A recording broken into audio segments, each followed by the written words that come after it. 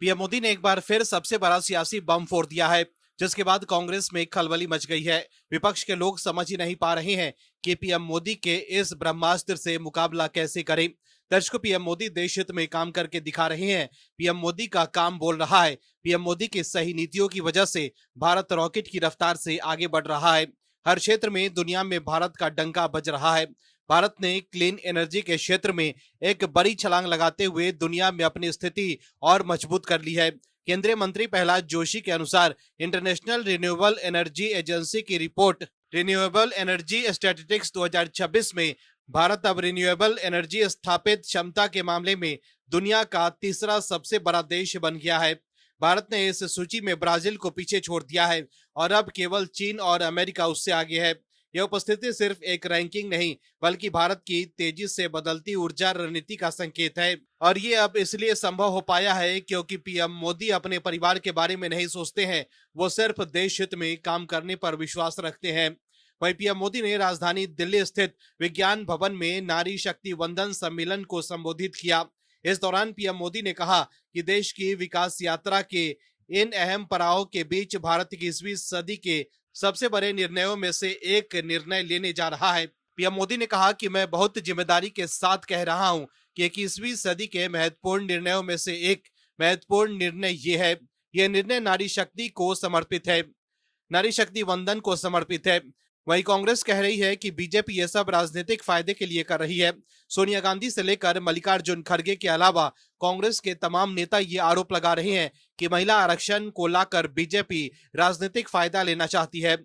लेकिन दर्शकों, सवाल ये है कि जब कांग्रेस की सरकार थी तब कांग्रेस ने क्यों नहीं राजनीतिक फायदे के लिए महिला आरक्षण को लागू किया।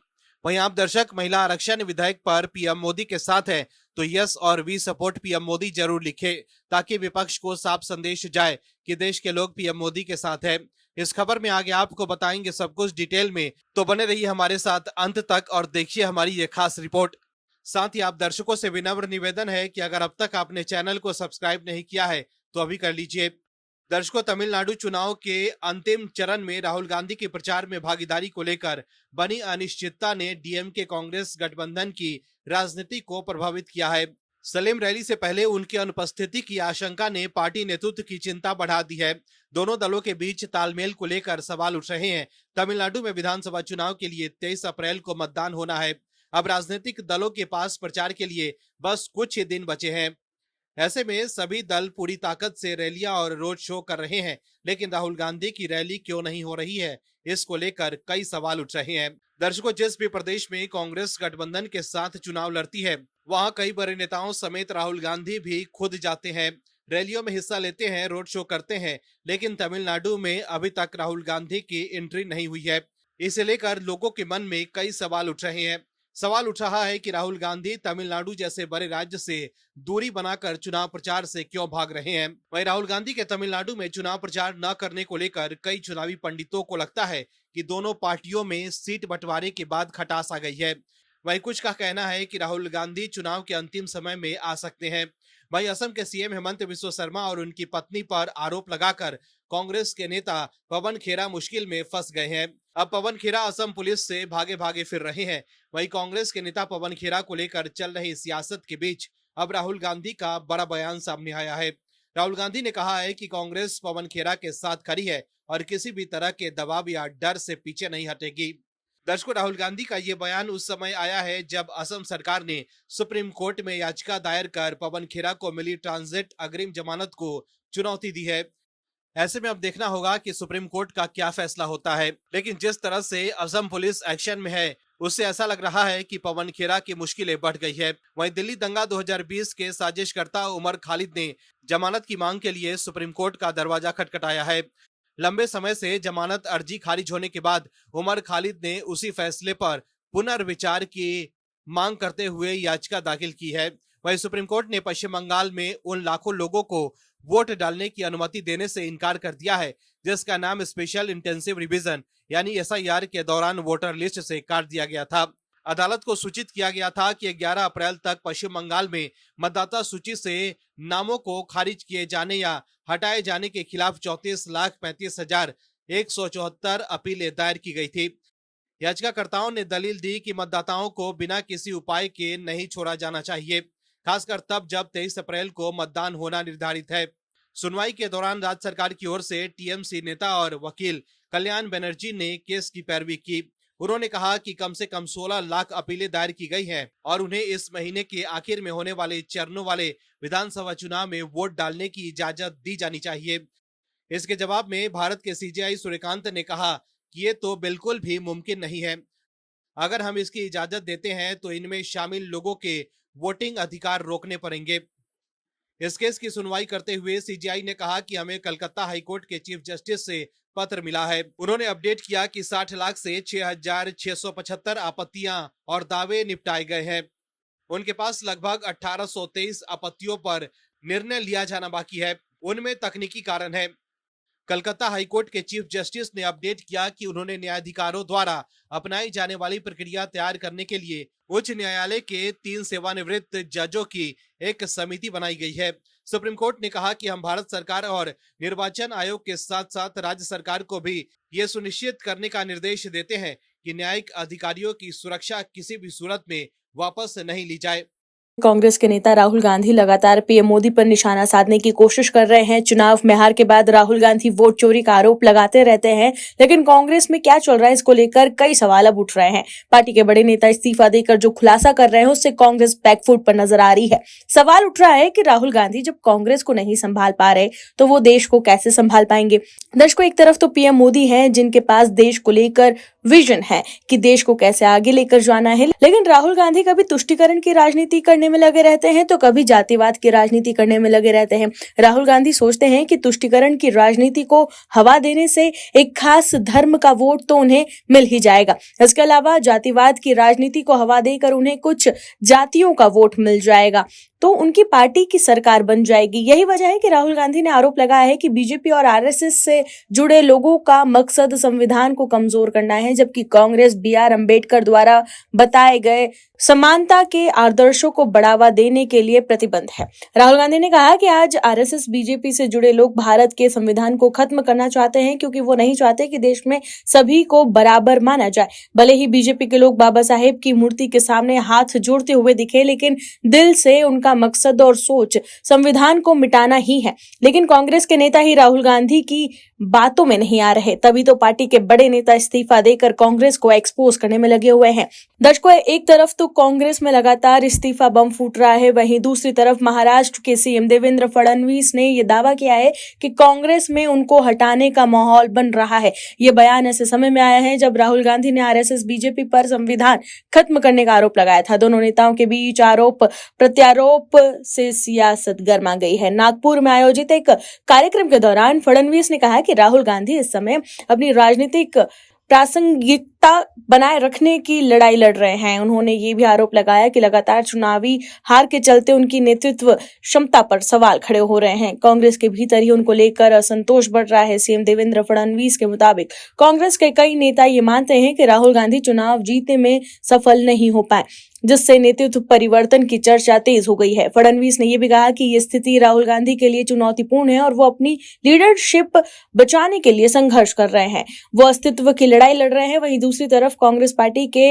अंदरूनी विवाद ने अब खुलकर तूल पकड़ लिया है। दरअसल तमिलनाडु महिला कांग्रेस के पूर्व अध्यक्ष एम हसीना सैयद ने अपने सोशल मीडिया अकाउंट एक्स पर पोस्ट किया, अलका लांबा मुझे ब्लॉक कर रही है, मुझे जान से मारने की धमकी मिल रही है, मुस्लिम महिलाओं के लिए कोई सुरक्षा नहीं है, हमसे धमका के पैसे की मांग की जा रही है, अलका मैं आपको कोर्ट में देखूंगी। इस ट्वीट के बाद मामला और भी ज्यादा गर्मा गया। आपको बता दें कि विवाद तब शुरू हुआ जब अखिल भारतीय महिला कांग्रेस के अध्यक्ष अलका लांबा ने 10 अप्रैल को हसीना सैयद को एंटी पार्टी गतिविधियों के आरोप में पार्टी से निष्कासित कर दिया।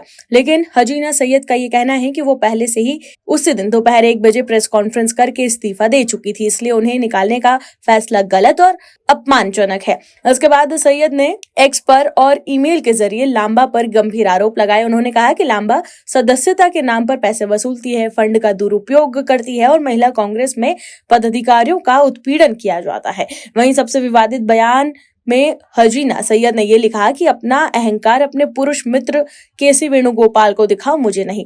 सैयद ने ये भी आरोप लगाया कि महिला कांग्रेस के फंड का ऑडिट नहीं होता और पैसा लग्जरी लाइफ स्टाइल में खर्च किया जा रहा है। उन्होंने चेतावनी दी कि वो लांबा और अन्य लोगों के खिलाफ अवैध लेन देन और मेंबरशिप फ्रॉड को लेकर एफआईआर दर्ज करा सकती है और उनके पास इसके पक्के सबूत भी है। वहीं कर्नाटक कांग्रेस के 30 विधायकों के दिल्ली पहुंचने पर एक बार फिर कयासों का बाजार गर्म हो चुका है। सभी विधायक कर्नाटक मंत्रिमंडल में फेरबदल करवाने को लेकर पार्टी आलाकमान के ऑफिस पहुंचे हैं। वो राहुल गांधी से मिलकर अपने मंत्री पद हासिल करने और पार्टी नेतृत्व पर ये दबाव डालने की उम्मीद कर रहे हैं कि वो सीएम सिद्धरामैया से राज्य में मंत्रिमंडल में फेरबदल करवाए। कुल मिलाकर देखें तो राहुल गांधी को पहले कांग्रेस को एकजुट करने पर ध्यान देना चाहिए, क्योंकि असम चुनाव से पहले असम में कांग्रेस के 2 बड़े नेता भूपेन बोरा और प्रघुत बोरदोलोई ने इस्तीफा देकर बीजेपी का दामन थाम लिया था। दर्शकों, आम आदमी पार्टी के नेताओं की आदत है कि वो हर वक्त ब्लेम गेम की राजनीति करने में लगे रहते हैं।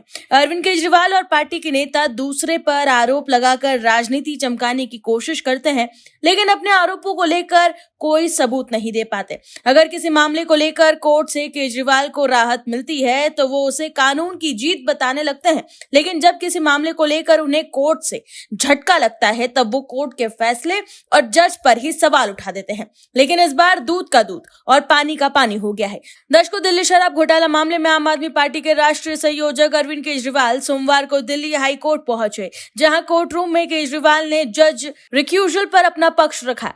जस्टिस स्वर्णकांता शर्मा से कथित शराब घोटाले से जुड़े केस से अलग हो जाने की यहां पर मांग की गई। केजरीवाल ने कई दलीलें भी पेश की। अदालत में सुनवाई धन्यवाद, सेवा, इज्जत जैसे शब्दों और भावों के साथ हुई, लेकिन उसके बाद केजरीवाल ने साफ शब्दों में कहा कि उन्हें जज को लेकर मन में आशंकाएं हैं। अरविंद केजरीवाल ने यह भी कहा कि मैं आपका धन्यवाद करना चाहता हूं। इस पर बेंच ने कहा कि हम तो आपकी सेवा के लिए ही है। केजरीवाल ने कहा कि मैं निजी तौर पर आपकी बहुत इज्जत करता हूं, न्यायालय की इज्जत करता हूं। इस पर बेंच ने कहा कि सम्मान म्यूचुअल है, हम सिर्फ आवेदन पर केंद्रित रहेंगे, कुछ व्यक्तिगत नहीं। मैं आपका सहयोग करने के लिए हूं, आप अपनी दलीलें शुरू कर सकते हैं। वहीं केजरीवाल ने यह कहा कि मैं आज एक आरोपी की तरह नहीं खड़ा हूं, मुझे आरोप मुक्त किया जा चुका है। वहीं अदालत ने यह भी कहा कि आप रिक्यूजल पर बहस करिए, उस पर केंद्रित रहिए। वहीं बेंच ने पाया कि एक वकील केजरीवाल की मदद कर रहे हैं। इस पर जस्टिस शर्मा ने कहा कि उन्होंने किसी को ऑथराइज्ड नहीं किया है, प्रॉक्सी नहीं करेंगे। देखिए मिस्टर केजरीवाल, आज हम रिक्यूजल सुन रहे हैं, आप सीधा उस पर आइए। इस पर केजरीवाल ने कहा कि मैडम मुझे 2 मिनट सुन लीजिए। जज ने कहा कि सुनिए। वहीं केजरीवाल ने कहा कि 9 मार्च को जब इस केस की सुनवाई हुई तो सीबीआई के अलावा कोई मौजूद नहीं था। दूसरे पक्ष को सुने बिना, किसी का जवाब लिए बिना इस अदालत ने ऑर्डर पास किया। प्रथम दृष्टि से आदेश त्रुटिपूर्ण है। केजरीवाल ने कहा कि जब ये आदेश आया तो मैं अंदर तक हिल गया था, मुझे शक होने लगा कि क्या मुझे यहाँ न्याय मिल पाएगा और मैंने मुख्य न्यायाधीश को पत्र लिखकर इस मामले को किसी दूसरे बेंच को सौंपने की गुजारिश की। इसके बाद मैंने ये अर्जी दाखिल की। केजरीवाल ने कहा कि जिस तरह ईडी और सीबीआई ने पहले गवाहों को गिरफ्तार किया, फिर उनसे सौदेबाजी की और फिर उसके बाद दूसरों का नाम लेते हुए बयान दर्ज करवाए, इस पर इस अदालत ने टिप्पणी भी की। गवाहों के बयानों को लेकर अदालत की टिप्पणियां ऐसी थी मानो मुझे दोषी और भ्रष्ट ही मान लिया गया हो। दर्शकों, दिल्ली हाई कोर्ट में जस्टिस स्वर्णकांता शर्मा की पीठ के समक्ष केजरीवाल ने कोर्ट में गड़बड़ी के आरोप लगाए। केजरीवाल ने जस्टिस शर्मा को ये तक कह दिया कि अगर माननीय किसी खास आइडियोलॉजी के प्रोग्राम में जा रही हैं तो मेरे मन में डर पैदा होता है। वहीं केजरीवाल की बातों का जज शर्मा ने कड़े अंदाज में जवाब दिया। जज शर्मा ने केजरीवाल से कहा कि मुझे घूरिए मत। दर्शकों, कोर्ट में केजरीवाल और जस्टिस शर्मा के बीच तीखी नोक-झोंक भी देखने को मिली। केजरीवाल ने कहा कि मैडम, आपने पहले तारीख पर कहा कि एडवांस सर्विस की गई थी, दूसरी सुनवाई में आपने कहा कि हम कोर्ट में पेश नहीं होना चाहते, इससे सुनवाई हुई है। आगे कहा कि मामला 4 साल से चल रहा है, हम आपके सामने मौजूद हैं। कोर्ट की भाषा बताई है कि वो पक्षपातपूर्ण है। कारण नंबर 6 में कहा, हमने इस केस में क्रिमिनल रिवीजन पिटीशन से निपटने के तरीके का एनालिसिस किया है। जिस स्पीड से ये केस और दूसरा केस चल रहा है, स्पीड से कोई और केस नहीं चल रहा। ये दोनों केस सबसे बड़े विपक्षी राजनीतिक दलों के हैं। वहीं जस्टिस शर्मा ने कहा कि आप पॉलिटिकल बायस भी बोल रहे हैं। इस पर केजरीवाल ने कहा कि एक केस का जिक्र करते हैं जिसमें वो कहते हैं कि कोर्ट ने 3 महीने का समय दिया था, फिर केजरीवाल ने कहा कि हमारा जवाब देने का अधिकार बंद कर दिया गया था। फिर बेंच ने कहा कि अभी कहाँ कोई राइट क्लोज हुआ है। वहीं केजरीवाल ने कहा कि मैडम 10 अप्रैल का टाइम दिया था। इस पर जस्टिस शर्मा ने कहा कि मैं लिखूंगा कि आप इस कार्रवाई को खराब कर रहे हैं, मुझे घूरिए मत। फिर केजरीवाल ने कहा वजह 8, एक ट्रेंड देखने को मिल रहा है कि सीबीआई और ईडी की हर बात मानी जा रही है। फिर बेंच ने कहा कि मानी नहीं। फिर केजरीवाल बोले कि हर दावे को फैसले में बदल दिया गया। फिर बेंच ने कहा कि ये बात मुझे समझ ही नहीं आ रही। केजरीवाल ने कहा कि जब भी वो अर्जी देते हैं तो उसको मान लिया जाता है और ऑर्डर उनके फेवर में पास होता है। तो देखा आपने कैसे फंसने के बाद केजरीवाल कोर्ट पर ही सवाल उठा रहे हैं। Bureau report, OMH news. आप दर्शकों से विनम्र निवेदन है कि चैनल को सब्सक्राइब जरूर करें